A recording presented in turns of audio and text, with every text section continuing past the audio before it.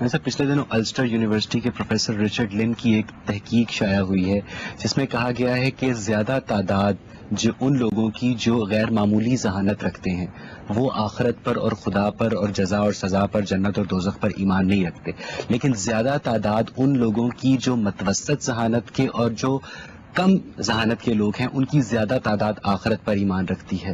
تو کیا ہم اس سے کوئی نتیجہ اخذ کر سکتے ہیں؟ دنیا کی تاریخ کا جب ہم مطالعہ کرتے ہیں تو دنیا کی تاریخ میں جو اعلیٰ ترین ذہانتیں ہیں وہ مسلمانوں میں ہوں، وہ یہودیوں میں ہوں، وہ مسیحیوں میں ہوں، وہ تو خدا اور آخرت کو ماننے والے لوگوں کی رہی ہے۔ دنیا کے تمام بڑے بڑے فلسفی اس کی منادی کرتے ہیں۔ میرا پوائنٹ یہ نہیں تھا، میرا پوائنٹ یہ تھا کہ غیر معمولی ذہانت کے لوگوں کی جو اکثریت، آپ سکرات کو غیر معمولی طور پر 1000 لوگ فرض کریں جن کا انٹیلیجنس کوشنٹ 160 سے زیادہ ہے، 1000 لوگ، ان میں سے 90% لوگ آخرت پر ایمان نہیں رکھتے۔ نہیں، میرا پوائنٹ یہ تھا۔ آپ جب سروے کرتے ہیں تو آپ دیکھیے نا، بات یہ ہے کہ یا تو ذہانت کا ظہور ہوگا، اس کے لحاظ سے انٹیلیجنس کوشنٹ کو میئر کیا جاتا ہے۔ میئر کرنے کے تو آپ کے اپنے زاویے ہوں گے نا۔ مثال کے طور پر مجھے اگر کسی کاروبار کے لیے لوگوں کی انٹیلیجنس دیکھنی ہے تو اور طرح سے میئر کروں گا، مجھے فلسفیانہ مباحث کے لیے دیکھنی ہے تو اور طرح سے اس کا جائزہ لوں گا۔ تو اس وجہ سے اس کا کیا معیار ہے؟ یعنی اصل میں بات یہ ہے کہ ہم اپنے ہاں ذہانت کا ایک معیار تصور کرتے ہیں اور اس کے بعد یہ خیال کرتے ہیں کہ یہ آدمی اب ذہین ہو گیا۔ ذہانت تو اتنی صورتوں میں نمودار ہوتی ہے کہ آپ اس کو گن نہیں سکتے۔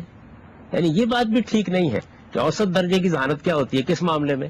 بالکل ممکن ہے کہ مجھ سے آپ اگر یہ کہیں کہ میں کوئی فلسفے کی چیز پڑھوں اور سمجھوں، میں کوئی تاریخ اور ادب کی چیز پڑھوں اور سمجھوں، تو آپ مجھے ذہین آدمی مان لیں، اور مجھے آپ 2.25 گز کپڑے کی قیمت نکالنے کے لیے، حساب کتاب کرنے کے لیے کہیں تو بالکل ناکام ہو جاؤ، تو آپ میرے بارے میں یہ رائے قائم کر لیں گے کہ یہ تو بالکل روی آدمی۔ اس وجہ سے ذہانت کے کیا معیارات ہیں؟ ذہانت کے معیارات کو قدرت کے نظام میں دیکھنا چاہیے، اور قدرت کے نظام میں اس کا ظہور ہوا ہے۔ اقبال میں ہوا ہے، غالب میں ہوا ہے، فردوسی میں ہوا ہے، ہمارے ہاں کے بڑے بڑے حکماء میں ہوا ہے، غزالی میں ہوا ہے، ابن تیمیہ میں ہوا ہے، ابن رشد میں ہوا ہے، کانٹ میں ہوا ہے، ہیگل میں ہوا ہے، سقراط میں ہوا ہے، افلاطون میں ہوا ہے۔ ان لوگوں میں سے کس نے ان حقائق کا انکار کیا؟ ابن رشد نے کیا۔ یہ کیا ابن رشد نے انکار نہیں کیا ان حقائق کا۔ ان کی جو تعبیر کی جاتی ہے ہمارے ہاں عام طور پر، اس تعبیر میں بعض تعبیرات سے اختلاف کی بات یہ ہے کہ کسی آدمی کا، ابن رشد کا یہ ماننا تھا کہ کائنات ازل سے اور ابد تک رہے گی۔ کائنات ازل سے اور ابد تک تو میں بھی کہتا ہوں۔ اس کی وجہ یہ ہے کہ ذات خداوندی نے جب کائنات کو وجود بخشا تو ازل ہو گئی، اور وہ یہ کہتا ہے کہ اسی کائنات کو ہم ایک نئے زمین و آسمان میں تبدیل کریں گے، اور جنت ابدی ہوگی تو ابد ہو گئی۔ خدا یہ بھی تو کہتا ہے کہ میرے سوا کوئی ابدی نہیں ہے۔ وہ یہ کائنات کیسے؟ وہ یہ کہتا ہے کہ اول و آخر میں ہوں، یعنی اگر کچھ نہ ہو تو میں ہی ہوں گا، اور اگر کوئی چیز ہمیشہ کے لیے رہے گی تو اس کے بعد بھی اسے آخر فانی ہے نا، اپنی ذات میں فانی ہے۔ وہ اس چیز کو بیان کرتا ہے۔ لیکن جب وہ یہ کہتا ہے کہ یہ جنت اور دوزخ ابدی ہیں، تو پھر مجھے یہ بتائیے کہ ابدیت تو ہو گئی۔